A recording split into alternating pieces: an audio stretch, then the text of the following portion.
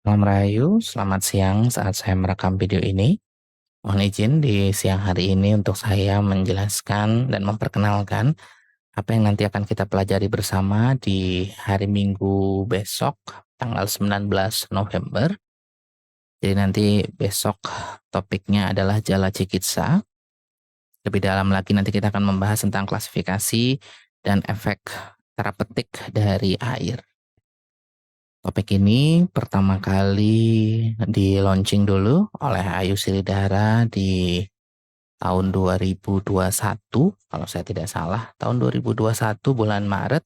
Kemudian kali ini tahun 2023 November berkesempatan untuk kita relaunch kembali ya dalam rangkaian. Kemarin pertama kali topik yang kita relaunch adalah Lokapurusa Samyawada. Lalu minggu lalu ada topik Pancamahabhuta, 5 elemental. Lalu sekarang kita masuk ke salah satu elementalnya, yaitu elemental air. Saya mohon izin untuk full screen. Nah, jadi nanti kita akan belajar bersama mulai dari definisi air itu sendiri, definisi jala atau apa, kemudian definisi spesifiknya atau laksana, lalu klasifikasi, lebih tepatnya mungkinlah tipe dari jala.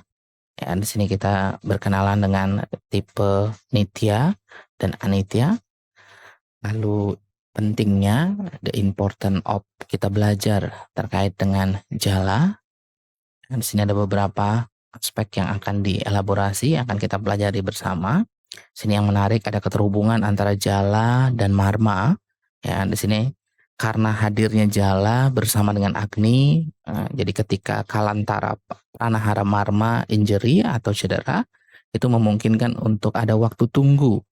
Ya, karena jala elemental air tersebut menenangkan elemental agni untuk beberapa waktu untuk aksi atau akibat yang bersifat fatal atau bersifat kematian. Jadi ada waktu tunggunya di sana nih. Yang selanjutnya adalah keterhubungan interrelasi antara jala dan mahabhuta dan panca mahabhuta yang lainnya. Lalu berikutnya kita akan belajar bersama terkait dengan relasi antara jala, elemental air, dengan prana atau life force. Lalu masing-masing kualitas inherent dari jala, dan ketika air tersebut terpapar pada tubuh, maka ia juga akan menimbulkan fungsi dan aksi. Lalu kita masuk pada klasifikasi dari jala. Ada beberapa klasifikasinya. Nanti yang akan kita fokuskan adalah yang pertama, yaitu klasifikasi air untuk konsumsi, untuk minum. Nah, di antara klasifikasi air untuk konsumsi ini ada yang bersifat terapeutik dan ada yang bersifat non-terapeutik, tidak disarankan untuk dikonsumsi. Dan selanjutnya kita akan belajar lebih detail terkait dengan masing-masing klasifikasi tersebut, mulai dari gangga ambu, samudra jala, nadi jala, kemudian kita juga akan masuk ke dalam origin dari nadi jala yang direferensikan. Kemudian ada kupa jala dan tadaga jala, lalu sita jala, air yang dingin, usna jala, air yang hangat, lalu ada kuatita sita latoya, air yang dididihkan kemudian didinginkan. Lalu yang menarik di sini ada nari kilodaka atau air kelapa. Ini juga dimasukkan ke dalam klasifikasi air untuk konsumsi. Kemudian ini adalah ciri-ciri untuk dihindari, yaitu dusta jala. Ya. Lalu kita akan masuk dan belajar bersama terkait dengan Aindra Ambu, yaitu sumber mata air yang layak di era Kali Yuga dan di era sebelum Kali Yuga. Lalu asesmen atau penilaian terhadap kelayakan dari air atau Peya Pariksa. Lalu tempat penyimpanan air, di sini ada yang direferensikan, direkomendasikan. Saya blok dengan warna biru, kemudian yang tidak direkomendasikan saya blok di sini dengan warna hitam. Dan kemudian kita akan belajar lebih detail apa yang hadir, apa kualitas yang hadir, apa aksi yang hadir dari masing-masing tempat penyimpanan atau wadah penyimpanan.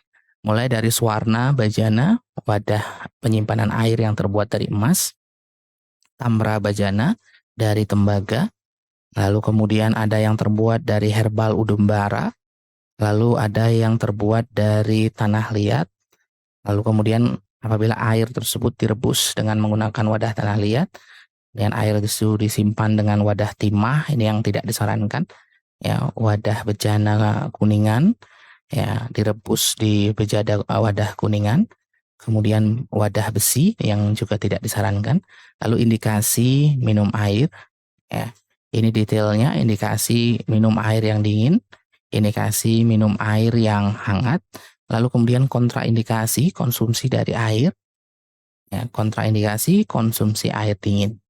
Lalu kapan direferensikan untuk konsumsi air? Ya. Ini kaitannya dengan pola makan dan juga ada pola hidup di sini sebelum matahari terbit. Lalu kuantitas dalam minum air. Ya, di sini juga ada keterhubungan antara prakerti di sini yang dilakukan sebelum matahari terbit. Lalu posisi saat minum air, bagaimana etiknya saat minum air. Ya.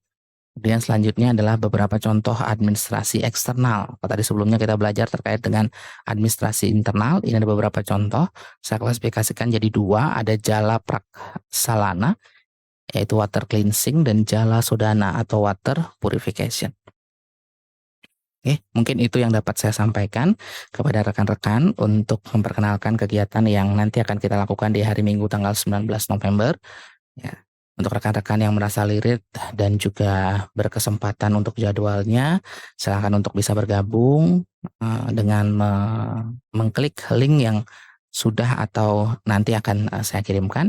Nanti akan bergabung pada WA grup temporary, nanti Zoom meeting dan passcode-nya akan dikirimkan pada WA grup tersebut. Terima kasih, saya mohon izin menutup dengan Rahayu, Rahayu, Rahayu.